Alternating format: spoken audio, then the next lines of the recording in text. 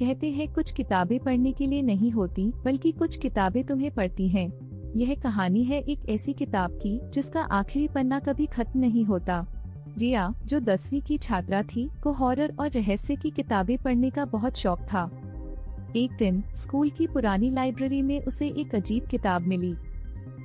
इस किताब के कवर पर कोई नाम नहीं था, बस उभरे हुए अक्षर थे जो लिखा था, मत खोलो।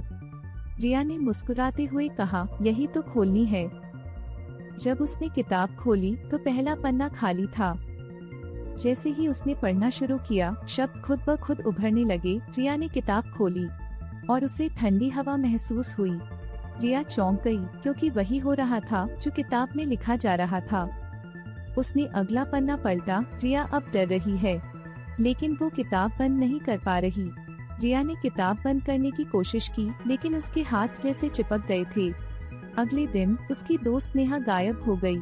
रिया ने किताब खोली और नया पन्ना उभरा। नेहा अब कहानी का हिस्सा बन चुकी है। किताब के अंदर एक चित्र था जिसमें एक लड़की अंधेरे कमरे में खड़ी थी। वह नेहा थी।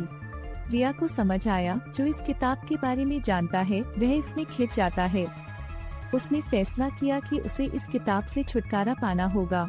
रिया ने सोचा कि उसे किताब को जलाना होगा, लेकिन जैसे ही उसने माचिस जलाई, किताब के पन्ने खुद पलटने लगे। आखिरी पन्ने पर लिखा था, अब रिया की बारी है। अचानक कमरा अंधेरा होने लगा। दीवारों पर परछाइयां उभरने लगी। किताब से काला धुआं निकलने लगा और उसमें से एक साया बाहर आया। वह लंबा, धुंधला और बिना चेहरा था। वो फुसफुसाया, कहानी कभी खत्म नहीं होती। रिया ने हिम्मत करके लिखा, कहानी यहीं समाप्त होती है। कुछ पल सन्नाटा छा गया, फिर किताब जोर से फट गई। कमरे में तेज रोशनी फैल गई और सब कुछ शांत हो गया। अगली सुबह लाइब्रेरी सामान्य थी। नेहा वापस आ गई थी, सब कुछ ठीक लग रहा था। लेकिन एक कोने में एक नई किताब रखी थी। कवर पर लिखा था, क्या तुम अगला अध्याय पढ़ोगे? कैमरा धीरे धीरे जूम करता है और किताब अपने आप खुलने लगी। पहला पन्ना उभरता है, तुम यह कहानी पढ़ रहे हो। हल्की डरावनी हंसी सुनाई देती है और पन्ना बंद हो जाता है।